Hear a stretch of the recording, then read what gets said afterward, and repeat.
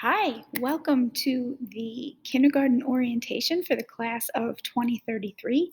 My name is Laurel Mateka, and I'm the principal at PH Miller Elementary School. We're going to try this virtual orientation. This will be the first time that we're doing something like this, so hopefully it goes well. All right. All right, you'll be able to access this online. I am going to post it for families who missed the interactive version. And so you can slip through this and look through the different slides at your convenience. So here's our office staff, Cindy, Mary Lou, and Tammy. You'll see them, all of us, wearing masks when you come to our building.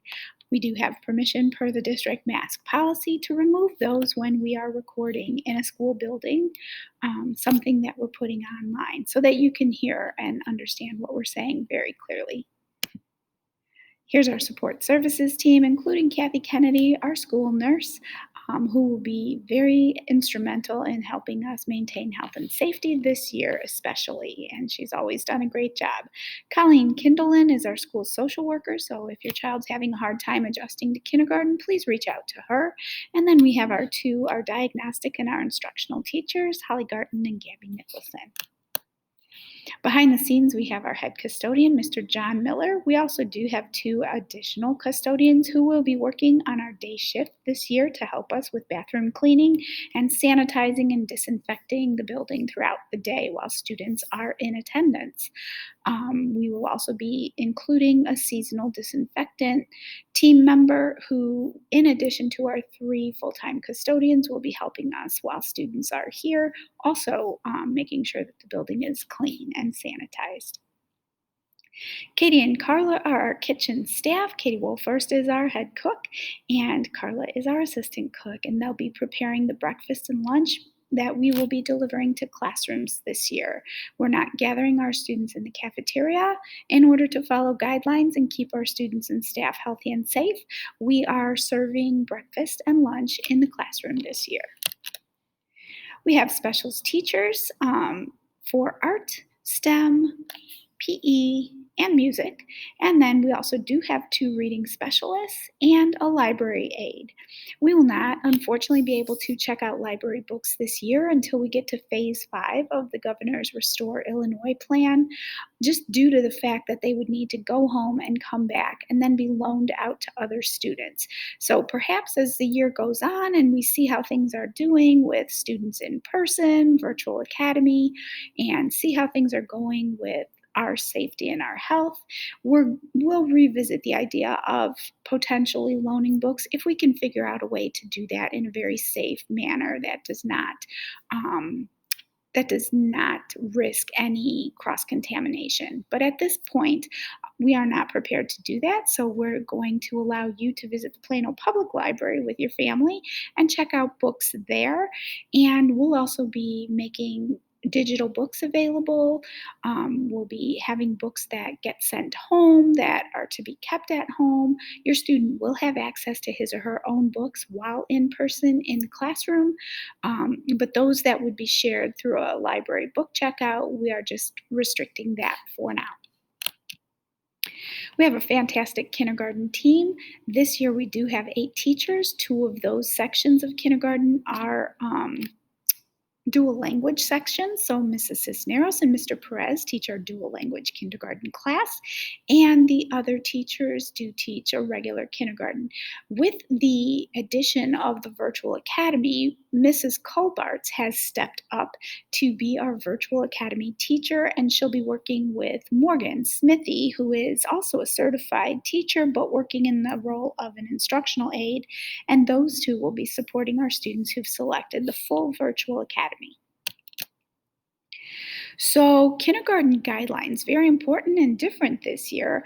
Each student will be issued a device of their own. It will be connected to your child by a barcode and their name. And so we will be able to track those. If one gets misplaced, we'll be able to scan that barcode and know who it belongs to. These are not inexpensive devices, so please help us teach your child property respect, and please keep that item out of harm's way when it is in your home.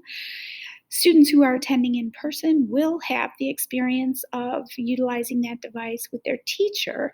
And so it's very important that they do come back and forth so that we can train students that are in person how to use it, how to access the various apps and programs on the device. Parents of virtual academy teachers, we are working on some parent education, and Mrs. Colbarts and Miss Smithy will be instrumental in helping you teach your child at home how to access whatever they need on their device. We've requested the Chromebook touchscreens. Unfortunately, due to a labor dispute, they had shut down production for a period of time, and so we are still waiting for those Chromebook touchscreens to come in. Depending on what point in the year we receive those, we may or may not switch out the devices for your child. But just know that it may be possible that at some point in the next few months, your child may get a different device that is what we feel a little bit easier to use. So we're going to start with the Chromebook because they do need something, and it may be replaced with a touchscreen Chromebook. Very important for students attending in person, please dress for outdoor play. We have incorporated recess into our daily schedule, and not only at lunch at time will the students go out, but at another time throughout the day. The ISBE guidelines do allow for students to remove their masks when they're outside as long as they can maintain social distancing. And so while the weather permits, we will have students outside as frequently as we can to allow them an opportunity to keep their masks off and take a break from that. I do know that PE is recommended to be conducted outside, so Mrs. Phillips is planning to do that as well. Since we'll be outside, we definitely do want the students to wear practical clothing, nothing fancy, things that they can run and jump and play and climb in, and also closed toe shoes. Gym shoes are preferred, and Velcro. Obviously, we're trying to keep our staff maintaining 6 feet from the children as well, so students who can't tie their own shoes, it is putting them and our staff at risk when they get within that 6-foot social distancing guideline. So to tie shoes, we can't be 6 feet away from a child. So if you could please help us in either teaching your child to tie his or her own shoes, or having them wear shoes with Velcro that they can put on and off themselves would be better. Shoes with laces come untied throughout the day, and we don't want the children to trip. So obviously that's why it's important that if they're wearing shoes with laces, that they know how to tie those themselves. You will get a purple communication folder that is for your child. We do ask that you check that every day, and we also ask that you're going to be checking the Schoology update tab every day as well. Whether your child is in our blended program or the virtual academy, we will be using Schoology to communicate with families. That's our primary mode of communication, and more information will be coming from our tech department about Schoology, but you will be able to access that before your child starts school on the 24th. Some of the items that we will put on Schoology are the weekly newsletter, updates and notes from the teacher. Homework may or may not come through Schoology. You may have some items that travel back and forth in the backpack. However, we are going to minimize the use of backpack and paper pencil as much as is appropriate for kindergarten. Unfortunately, kindergartners have to learn through hands-on experiences. So where some of the upper grades are going completely paperless, that's not appropriate for kindergarten at all. So our students are learning how to cut. They need to cut paper. They're learning how to glue and color, and those skills and the fine motor development that takes place really does require our teachers in kindergarten to use paper pencil activities. So those will come back and forth through the backpack. Families of virtual academy students, we will be sending specific messages to you regarding pickup and drop off for assignments. And those will take place on Friday afternoons or Monday mornings. And so it is an expectation that you are returning work that your child has completed at home so that our teachers can see those artifacts in person, and so that you can pick up the work for the next week. Attendance is critical. Unlike the spring, if you have older students, you know that when we shut down in the spring, there were not a lot of stiff guidelines or expectations for daily attendance checking or virtual participation. Since we are still in phase 4 and we're entering into the remote learning experience again, the expectations have changed. For remote days, so those of you who've selected the hybrid, your child will be in person 2 days a week and remote 3 days a week. On the days that they are remote, they are going to have a live check-in at 8:20 every day. If we were attending school 5 days a week, students would have to all be here at the same time, on time, every day. So the same expectation is going to be in place whether your child is in person or remote. So please plan your schedule accordingly, get your morning routine established so that your child is ready to do that live check-in. Your child who's in person will be in the classroom face-to-face with the teacher. Your child, if they are remote, will be checking in via Zoom. And if your child is a member of the virtual academy, they will check in every day via Zoom at 8:20. If your child is going to be absent from school, you do still need to call in by 9 o'clock every day. Now, that also includes if it is a remote day for your child. So, for example, if your child is in our A group students attend school in person on Tuesday and Thursday. They attend remotely on Monday, Wednesday, and Friday. So if your child is sick on a remote day, on a Monday, a Wednesday, or a Friday, you do still need to call them in because they will not be able to do the virtual check-in at 8:20 because they're sick. So if they are unable to meet that 8:20 virtual check-in expectation, then we do need to have a phone call about why they're missing, just like we would if they were in person in attendance every single day. We will still be reviewing attendance each month, and I'm not sure exactly how that's going to look. Obviously, we definitely want you keeping your children home if they're sick this year. We do expect that you are self-certifying each day, checking their temperature and their symptoms, and keeping them home if they're sick. Um, Virtual Academy families, it's very important because next year we hope to be back 5 days a week in person as we used to. And so to establish good attendance habits now are very important. So we ask that you do that and help us do that. Students who are absent or who are unable to engage virtually with us are going to miss a lot of learning. We are not reviewing skills, we are teaching new skills, skills that will prepare kindergarten students to be ready for first grade. So when they are not participating as expected, then they are going to miss out. Please know that I will be following up if there is a concern about the attendance or the participation or lack of participation. I will definitely give you a call. We will review attendance with our truancy caseworker, but this year we are not following any of the same guidelines. We haven't received direction yet from the regional office on what the expectations are regarding absences, so there may be more information to come. Bottom line is, have your student up and ready to learn every day at 8:20 and ready to engage with his or her teacher no matter what day it is, no matter what format you've selected. And if you have any questions about that, let your teacher know. All right, so getting to and from school, obviously students who qualify for bus service will be transported. I want to assure you that our transportation department has been working hard to carefully route the students and also creating seating charts on the bus that are safe and that maintain the social distancing. We do have hand sanitizer dispensers on the bus at the stairs when the students get on, so they will be expected to sanitize their hands as they enter the vehicle. They do need to wear masks on the bus. So, starting out right as they get on the bus, they will be expected to wear a mask. Only siblings may sit near each other.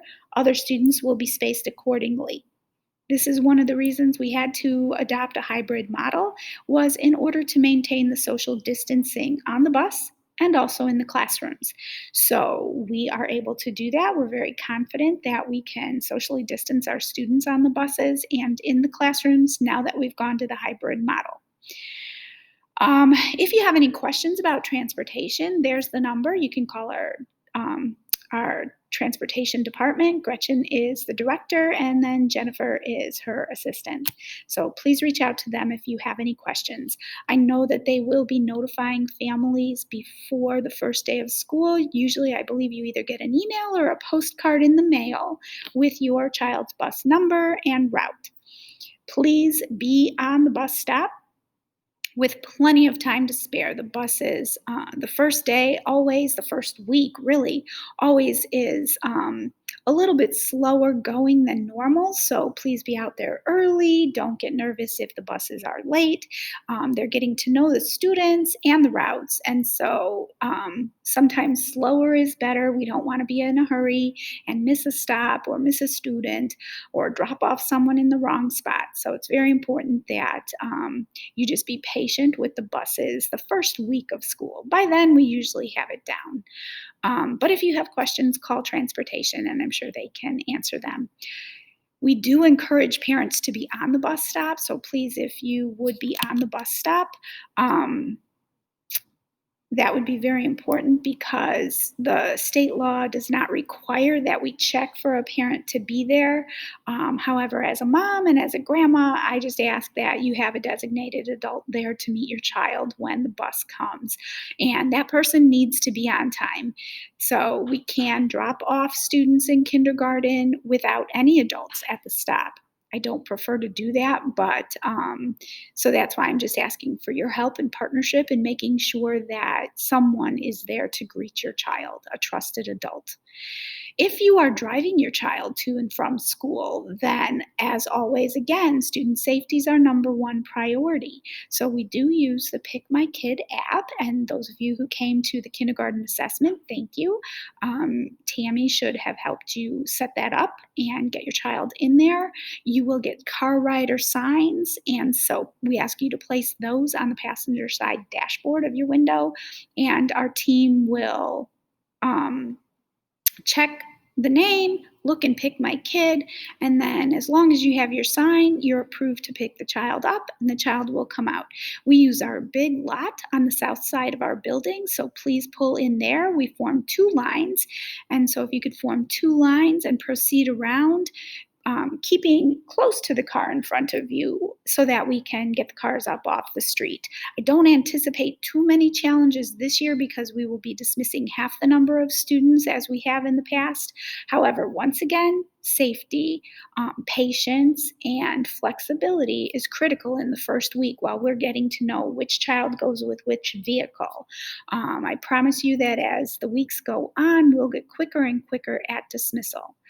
This year, our students are attending school from 8:20 in the morning. So drop-off can be anytime between 8:10 and 8:20, and we'll have someone at door 10 to greet your child. It is a curbside drop-off, so you just pull up, and we will assist your child in getting out of the car. We ask that especially this year in order to minimize contact with our staff. So we ask you to remain in your car. We will take your child out, and then we will assist them into the building. Once in the building, they'll go to their classroom. At dismissal, same thing. We will escort your child to your vehicle. We'll open the door and then they can get in and you can pull off. So please be patient. It's pretty easy to follow the rules and see how the lines proceed through the parking lot. It's a very orderly process. I will say that if you do not have your car rider sign, we will need to see your ID. So this year we will be checking that and radioing into our main office to verify that the driver's license is an approved adult to pick up the child. That's why it's critical to keep those car rider signs. Your child usually gets 2 to start. If you need more than that because you have other people who may pick up your child, we can print as many as you need. Just please notify Tammy Davis in our main office, and she can get you all the signs that you need so that any vehicle that may be used to pick up your child has one of those signs. Because without the sign, the person who's picking up will need to show their ID, will need to verify with a parent that this is an approved person to pick up the child. Okay, so if you have any questions about that, please let me know or contact the front office. So, school safety this year, obviously, we are eating breakfast and lunch in the classrooms. Um, I have scheduled for in person sessions, no more than 10 students in the classroom at a time. So, we're blessed that we can do that. And so, we will not have more than 10 students in attendance any given day, and they will be sitting at individual desks this year. In the years past, we did tables and students would sit 4 or 5 at a table. They would have shared supplies. With the new guidelines and under our current phase 4, Restore Illinois, we are not sharing items. We are not sitting at a common table because we can't keep the students 6 feet apart. So we have reformatted our entire school basically so that every classroom has 10 desks and those desks are spaced 6 feet apart. Children are seated at those desks, and those desks will be where they eat by themselves. We will be cleaning and sanitizing desks after eating and, of course, before. Students will be using hand sanitizer as they enter the classroom, before they go onto the playground, as they come off of the playground. Again, every time they're transitioning from one space to another, we're going to use hand sanitizer, and that's why that was 32 ounces necessary on the supply list, because we will go through a lot of that. But I will tell you, my goal is I'm very excited to return to school. My goal is that we return and we open and we stay open. I definitely don't want any of our practices to be a reason that our school needs to close. So what that means is that everybody who is in attendance is healthy and safe, and that we are mitigating all risk by taking appropriate health and safety precautions. So breakfast and lunch in the classroom. So students will arrive. Our teachers will screen them with a temp scan as they enter the classroom. And as long as they do not have a fever of 100.0 or higher, they're good to go. They can come in and sit down. Once all 10 students are here, or once all the students are in attendance and it's 8:20, we'll have our staff deliver the breakfast and students will eat in the classroom. After breakfast is over, we'll clean desks, they'll replace their masks, and then we'll move on to the academic part of our day. Lunch will operate in much the same way. Students will get a designated recess time around their lunchtime, either before or after lunch. Breakfast, there's not recess connected to that. Another thing for safety, we have made a very extensive bathroom schedule. So this year, classes will go to the bathroom by group on a very strict schedule. And the reason the schedule is so strict is because we do need to clean and sanitize between use. So when Mrs. Corneliuson's class goes to the bathroom, her designated time, immediately following her designated time for bathroom use, the custodians come in and clean the bathroom. And so we will be using all 4 of our school bathrooms all day long to rotate classes through. Unfortunately, what that means is that we do not have the option to send students off that schedule because we're very tightly scheduled. We only have 4 common bathrooms, and so those will be in use all day throughout the day. Please practice working with your child now on going at those designated times, and just communicate with the teacher or myself if there are challenges around the bathroom schedule. I am going to be honest that it will be hard to adjust because we have to make sure that our students get several bathroom breaks throughout the day, and those are scheduled. So it's critical that they go at the scheduled time. I have worked with our teachers to remind them to also reinforce that concept with students. So just like all of us as parents, when it's time to get in the car for a road trip, everybody goes whether you think you have to or not. So we'll be following that similar expectation for the class bathroom breaks.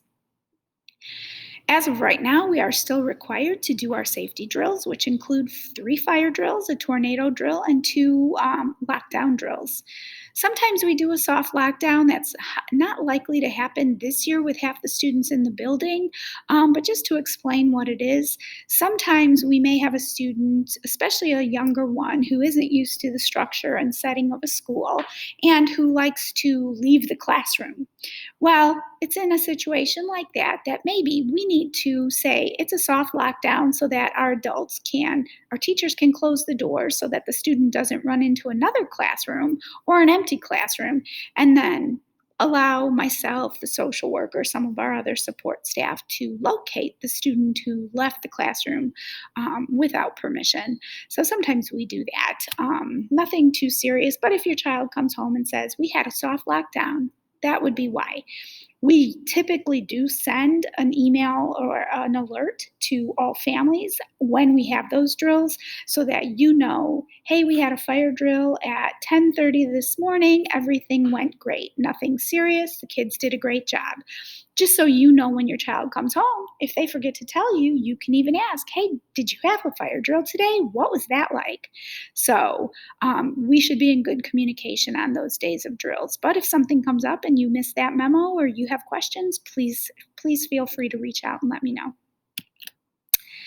All right, so here are the times for lunch and breakfast and the cost. You will get menus. I'm not sure if those will probably be given to you digitally. We're again with just minimizing the paper and passing things back and forth. So breakfast will be served between 8:20 and 8:40. The cost is there. If your child does not qualify for free and reduced lunch, then you would be able to have the option to purchase breakfast or lunch. But if your child doesn't want to purchase or you don't want them to purchase, you are free to send them with a healthy breakfast or snack to eat in their classroom during that breakfast time. If this is not your oldest child or not your first child in PH Miller since I've been principal, we typically do have snacks during the day. However, this year with the shortened schedule, we're only going to be in school 5.5 hours and we're already eating 2 meals, and mealtime and eating is a risk time because students can take off their masks. In order to minimize risk, we are going to eliminate snack time other than at the breakfast opportunity. So typically in the past, we would have breakfast, lunch, and a snack throughout the day. We're not doing an additional snack. We're doing 2 meals, breakfast. Your child can eat a snack at that time, and then lunch. And so you see lunch is fairly early in the day as well. And then students are dismissed at 1:50. Okay, and then this slide just explains again that we will not have snacks in the classroom this year because of the shortened day and because of the risk of removing masks for a third time in the classroom. The other thing is that we have turned off the water fountains and replaced them with bottle filling stations because we don't want children putting their mouth near a water fountain. That's a sure way to transmit any kind of germs that may be on that water fountain. And little kids have a hard time drinking from a water fountain, so we've removed those completely, or I shouldn't say remove them, but turn them off. And then we have replaced that with a bottle filling station next to the water fountain. And so your child can bring a reusable water bottle to use the filling station if they would like to drink. I do balance that, and I told our teachers, let's monitor that because obviously the more they drink, the more they need to go to the bathroom. And when we're on such a tight bathroom schedule, we just don't want students to be needing to use the bathroom frequently off that schedule. So we're going to kind of work with kids and see how that goes. And please let us know if you have any questions or problems with that. If you do send your child with a water bottle, just make sure that it is clearly labeled with their name and easy for them to open and close and non-breakable. So we're using lots of different methods for communication. Schoology is our primary method. We are actually not using Remind 101. We will be using email and PikMyKid, phone, and note. So if you have a Remind 101 account from me or years past, we are not using that method. We're using Schoology as our main mode of communication. Obviously, when communicating with our staff, please assume the best intentions. Especially this year, patience, flexibility, understanding is going to be critical for us in working with you and for you in working with us as well. All of this is brand new. We are starting the year with what we think is our very best option, and we will definitely be improving as we go along. We'll tweak and make changes and communicate those to you as well.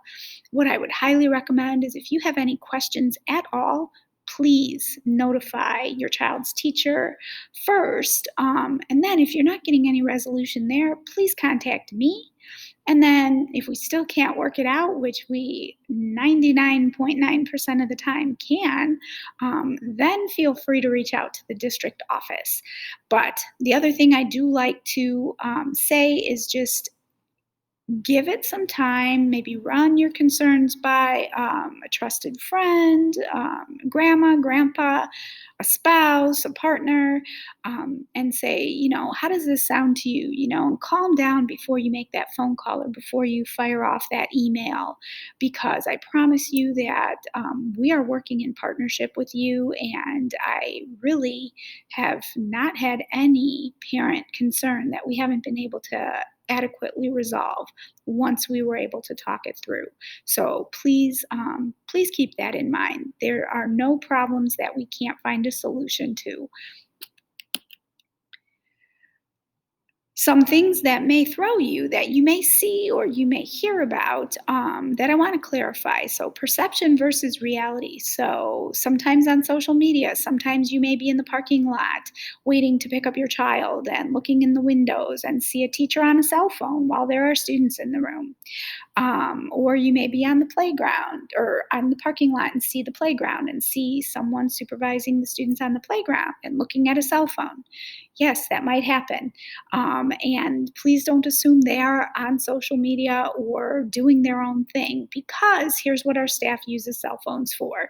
They do use them as timers and stopwatches. I do that myself when I'm out with a student.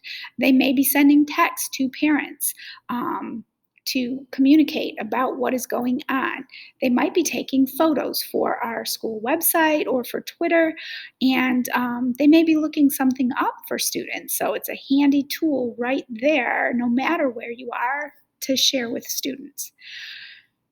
Something else, social media, consider all points of view and contact the school before you post something. So I don't know if you are a user of social media. If you are, then please take it all with a grain of salt. And I would prefer to hear directly from any family about something that they're not happy with at school than to hear about it through social media. But please also know that if you do post on social media a concern and haven't expressed it to me, and I do find out about it, I will call you to follow up and say, I understand that you might have some concerns. So we have a number of parents in our community who are very happy with PH Miller, who know how easy it is to work with me and our staff. And so they don't like to see negative posts about our school or our teachers. So they often will send me posts that they see with questions that really could have been answered if a parent or a community member came directly to me. So if those do come my way, I will gladly follow up on those and let parents know that, hey, I understand you have a concern. How can I help you? How can I address that? And then just keeping in mind, the reason I do that is because we can't really help and we can't solve a problem if we don't know. So we are in this together. We are partners, and this is the start of your child's educational career. So whether you're all virtual, whether you're in person and hybrid, we're going to be together, and your child will be with us next year as well. And so we like to start off strong with a positive working relationship where we're working together to support your student and all the students in our school. So please just keep that in mind. So, some things that students need. A lot of times, parents say, "Well, what can I do to get them ready for kindergarten?" Here are some social skills that are needed for academic success. Getting along with others is critical. Following directions, especially this year, are definitely critical skills. Identifying your own emotions and being able to regulate those. So, when you're angry, can you tell that you're angry? And do you know how to calm yourself down? And then thinking of appropriate solutions to conflicts. My favorite one that we use here a lot is rock, paper, scissors. And if you have more than one child, you should try that at home because it's amazing how much they don't argue after they do rock, paper, scissors. It's still a mystery to me why it works so well, but it definitely does, and it's something we use here. So please, if you can work with your child on especially following the directions, and we'll work with them on all of these skills too, but we ask you to practice them at home, especially since this year you're going to have them remotely 3 days out of the 5, and we'll only have them 2 days a week. So, in order for them to make the growth that they need in their social skills, we definitely need your help. Um, the state asks us to assess our students on these particular skills that you see on the screen now. So, persistence on a task, engaging in social conversation, and cooperative play. We're going to be a little bit challenged to make that happen in the same way this year while they're 6 feet apart. But conversation can still happen 6 feet away. And then correctly interpreting other behavior and emotion from a peer, and then feeling good about yourself and others. We will send out information asking you to sign up for Ready for K, and that's going to give you some great parenting activities and tips that you can do at home. And it's just a simple text message. Excuse me, it comes Monday, Wednesday, and Friday, and it'll tell you exactly what to say to your child to help them build some of these social skills. Okay, all right. So, why does this matter? And why does it matter if your child has strong social skills or not? Well, it matters for a lot of reasons, but this is really the information that's most critical. And there is research that shows that children who have challenging behavior are more likely to experience rejection, family interactions that are negative, and ultimately school failure. Now, is that going to happen in kindergarten? No, probably not. But if they continue to struggle with social skills, then absolutely, as they get older, definitely students will struggle with being successful. So we do ask that you partner with us to improve your child's social skills, and even the most advanced students still can go further. And your child's teacher will be able to tell you where they are exactly and then where they need to go. So give us about a month or two now that we're on every other day. But certainly by the time we get to parent teacher conferences, that's definitely a topic to ask your child's teacher. How are they doing socially?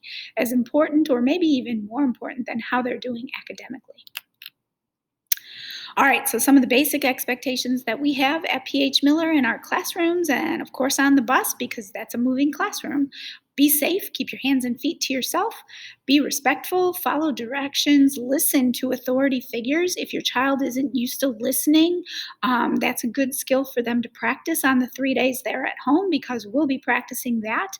We need to make sure that they will listen to the adults in charge for their safety, and especially this year. And then be responsible. Do what's expected, tell the truth. Um, Not all kinders come in able to do these things well. That's okay. We're going to work on them. These are expectations that we're working on all year long and through the grades. So please just know that these are areas that your child does not have to have secure yet, but that we will be working on and hope you will too. And here's how you can help. So set limits for your child. So if you're in the store and you say, "We're not getting that," and they throw a tantrum and you give it to them, that's not setting a limit. It is making it easier for you and causing less of a scene. However, what they'll learn then is that as long as they put up a fuss, they can get what they want. At school, they're not going to get what they want. We've had many kindergartners come in who try to throw a tantrum to get what they want. So maybe it's time to do math instead of reading. And they don't want to do math right now. They want to keep playing. That's not a choice. So now we're going to do math. And suddenly then they're on the floor kicking, literally, and screaming to get their way. And then they are ignored and they maybe try to do it again. But then eventually they learn, oh, at school, I have to do what I'm told. So it's unfortunate for the children who haven't learned that at home yet, because what happens is then the rest of the class is kind of looking at this child while they've all moved on and are doing their math. Someone is on the floor and kicking and screaming. And so it just tends to be a little bit embarrassing for that child. So in order to help support your child in having a positive experience, please start setting limits at home. If they haven't heard the word no yet, you have about a week and a half to teach them that word and what it means, because they will hear that at school, because at school you can't do everything you want when you want. This is particularly challenging for some children who don't have siblings, who have been able to have access to all the toys and all the attention, and haven't had to be told no frequently because there's no need. So practice that with them and see how they respond. Help them learn how to identify their own emotions and regulate them. So when they get angry, throwing a tantrum is one way to respond to that. It certainly isn't the best, and there are certainly other ways. So breathing, taking a time out, going off by yourself, counting to 10, much better ways and much more acceptable than kicking and screaming and throwing things, right? Hold your child accountable for the expected behavior. So if they are expected to pick up their toys, please make them pick up their toys, because at school, when it's time to clean up, they will be expected to clean up. And they won't get to go to recess until they've done what they're expected to do. Okay, so some of those things, if you can help at home, that would be fantastic. And then maintaining consequences. So if you pick up your toys, then we can go outside. If the toys are not picked up, then we're not going outside. And so maintaining those things. So if you say you have to pick up first and then we'll go outside, and the child doesn't pick up and you still go outside, that's just undone everything you've worked for up to that point. So please maintain those consequences if and when they don't do what's expected. And we can partner with you and support you on how to make that happen if that's something new that you're going to be working on. All right, so here's what kinders struggle with: sharing, taking turns, where they are in the line, keeping them hands to themselves. This year won't be as much of a struggle because they'll be physically spaced and we'll have markers on the floor to show where they're standing, and being impulsive. They get excited and they act before they think. So those are some of the things. So if your child is doing that and struggling with those areas, they are perfectly normal. So don't even worry. But these are areas that we're going to work on, and so can you. And then when they do struggle with those, here's some things that we do see at school. So we do see crying. We definitely see shouting, screaming, pushing, shoving, kicking. All of these behaviors we see at school, and you see them at home. Because if they weren't happening at home, we wouldn't see them at school, right? And sometimes they might not happen at home, but at school, because guess what? No home typically has 10 kids all the same age in it, and fighting over new items to play with or a new adult's attention. So even if your child doesn't show any of these behaviors at home, they may come to school and show those behaviors because it's the first time they're going to be with 9 other children their same age and competing for the teacher's attention and in an environment that's brand new to them. So I list these on the screen because these are things we see, so you know that your child is not atypical if you see this. Now, I do put stars by 2 of the things that we see, and that is throwing items and leaving the area. The reason I put stars is because if your child responds to not getting their way by throwing things or by running away from you, then I would ask that you please let the teacher know as soon as possible. And these are because those are safety factors, and children throwing items in a classroom poses a safety risk for your child and the children in the classroom and the teacher. So we want the heads up so that we can manage the behavior proactively so that we can be on a lookout for when a child might be getting angry, especially a child who tends to react by throwing or leaving an area. Leaving an area is very scary when we have little ones who just run out of a classroom, and some have tried to run out of the building. That is not an appropriate response at all. So, if your child is leaving the area because they are frustrated, and you see that when you're at the store, or you see they do that when you're talking to them at home, particularly when they're not getting their way or when you're redirecting them or correcting them, it's very important you let the teacher know, because we will want to make sure that child is seated farthest from the doorway so that if they do get angry, we will at least have time to get between them and the doorway so that we don't risk their safety of disappearing in our building, leaving our building, and so on. So please just communicate with your child's teacher any of their unique behaviors or needs. Discipline at PH Miller, I mean, obviously, it's developmentally appropriate. Our students are young, they've never been in school, some of them, and especially with the COVID situation and the lockdown and social distancing and wearing masks, um, it's kids are coming back to a very different experience. And so what we're doing, our job is to really teach them how to follow rules, how to keep their masks on, why it's important, how to engage with each other. And so most of what kids do is not necessarily being naughty, it's they don't know how to do it differently. So when we talk about discipline at the kindergarten and even first grade level, we're not really talking about detentions or suspensions. That's ridiculous. So we're talking about more of re educating the child, reteaching the expected behavior. So, for example, if a child is running down the hallway, that's not allowed, that's unsafe. So, that's an unexpected behavior.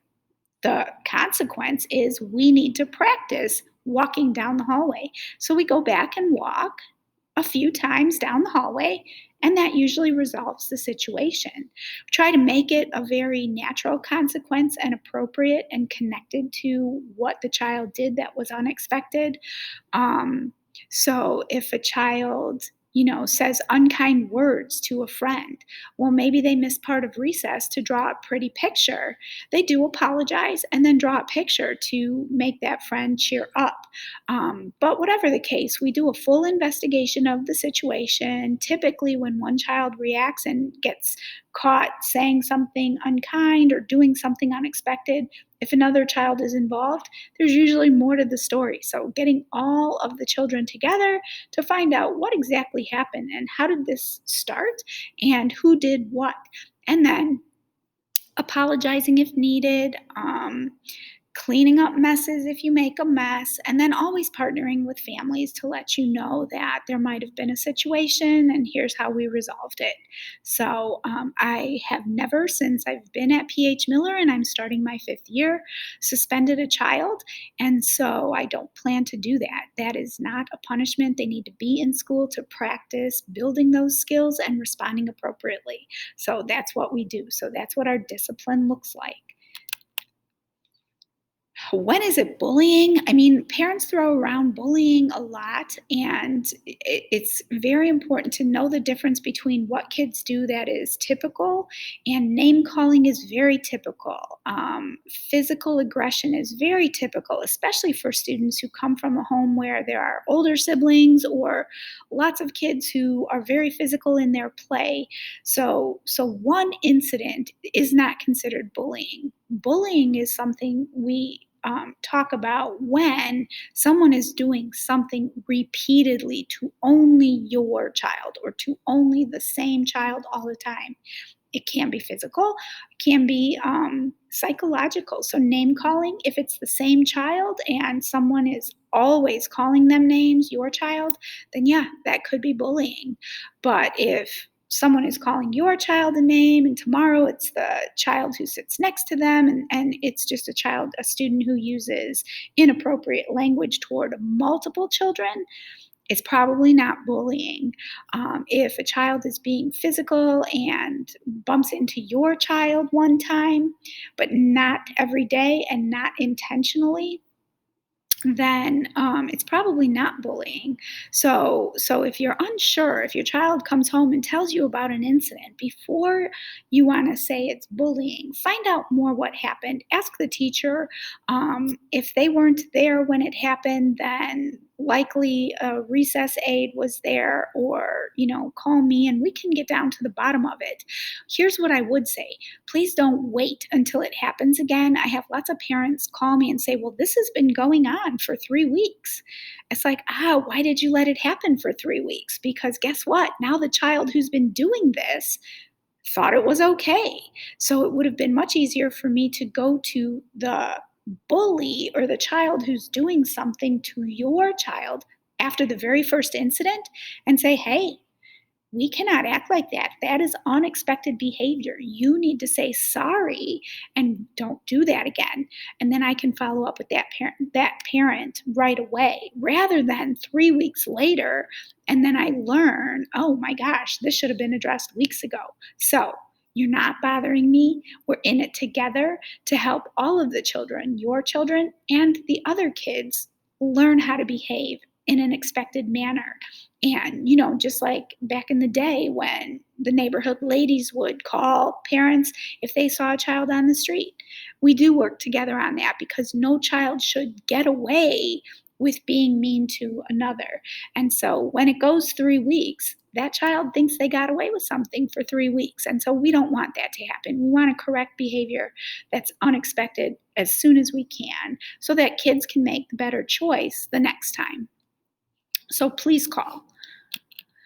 Um, Here's some very important things to practice, especially this year: bathroom independence, making sure your child can take off their clothes, take down their pants and use the bathroom, fastening their outerwear, opening their containers for milk, and really knowing their first and last name and being willing and able to tell an adult when asked. We're going to have 165 kindergartners in our class of 2033, and 57 are staying home for virtual academy, but the rest are coming every other day. And so, as you can only imagine, we've never met these students. And so they'll show up to our school. And if we say, oh, well, what's your name? And all of a sudden they're shy and unwilling to tell us, it makes us a little bit harder for building a relationship with the child and making sure they get what they need and get to where they need to be. So practicing that would be a great thing.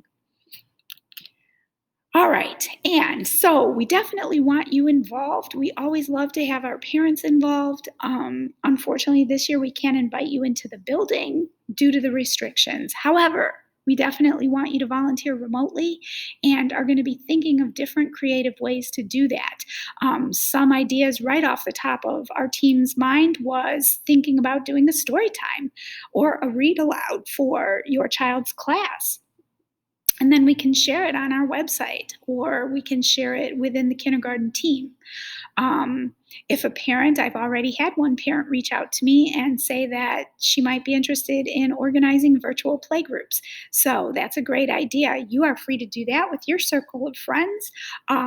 And we'll be getting information out on a student directory so that you can more easily organize those experiences for your child to have when they are not at school.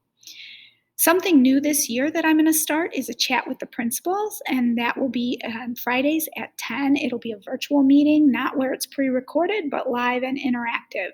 So especially in the beginning, as lots of questions come up, and I know kindergarten parents always have lots of questions, and all parents will have lots of questions this year because everything is new. So please join us at 10 o'clock on Fridays, and I will post more information about that in Schoology as we begin the school year. But that will be a great time to get your questions answered. Now, That doesn't mean you can't call me between times. Absolutely. As soon as you have a question, send me an email, give me a phone call. Like I said earlier in the chain of command, it's best to go to your child's teacher because they're with your child all day, every day when they're in session, and they'll be working with you remotely as well.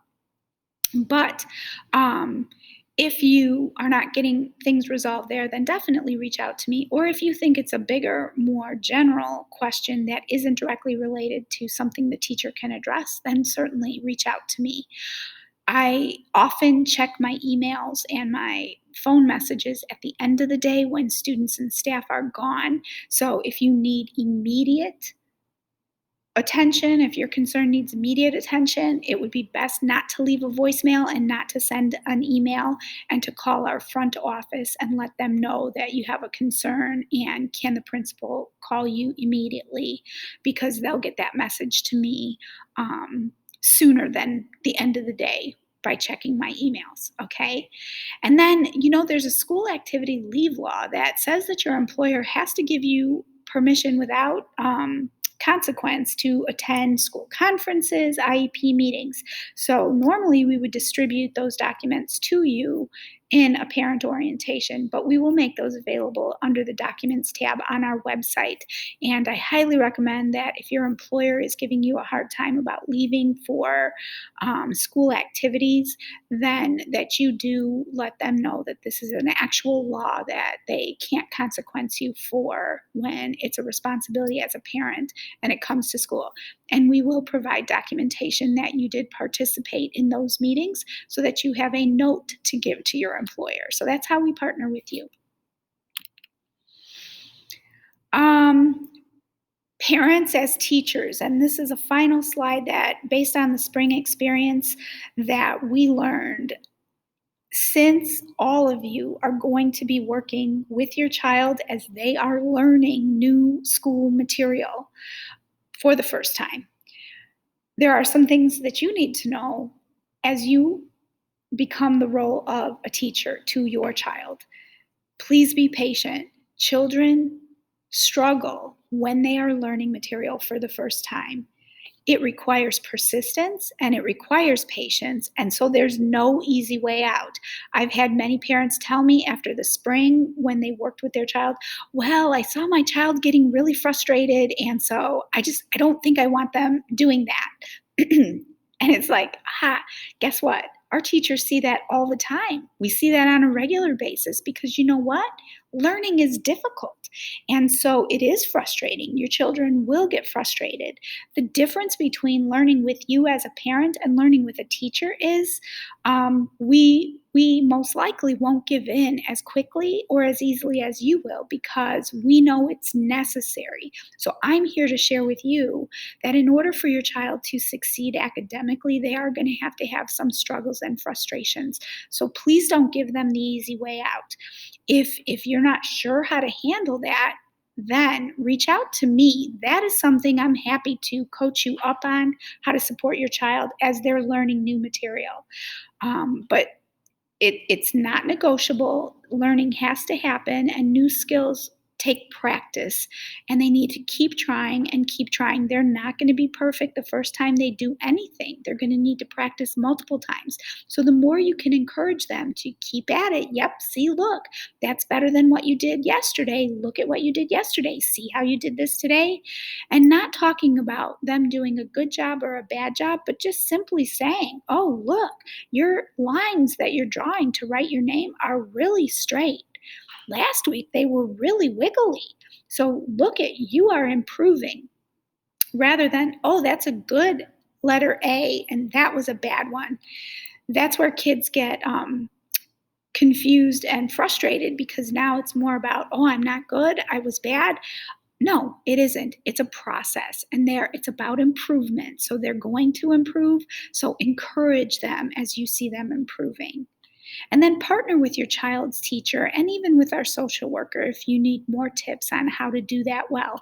And like I said, sign up for that Ready for K when that becomes available, because then that's going to give you these specific tips through a text message on your phone 3 times a week to remind you how to do this well and how to support your child. So I thank you so much for trusting us with your child, whether you've decided to send them in person or whether you've elected our virtual academy. We are super prepared to help your child have a great kindergarten year. We're excited about working with you and with them. And we hope that it's a positive experience for all of us.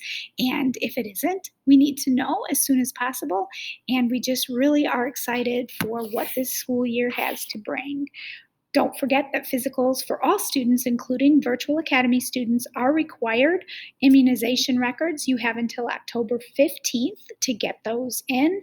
Our nurse will be following up with you if we're missing any of that paperwork. All kids need a change of clothes in their backpack in case of an accident, and also please include an extra mask if your child is attending in person. Don't forget the weekly coffee chat with me, Fridays at 10. Look for more information. And new supply lists are posted on our website. So if you haven't checked that recently, please check. Virtual Academy students have their own supply list now, so make sure you look and see what that is. Um, all right, if you have any questions at any time, please don't hesitate to call. We look forward to seeing you remotely on August 24th at 8:20 a.m. for the first check-in, and then in person for A group on August 25th, and in person for B group on August 26th. Take care and enjoy the rest of your summer.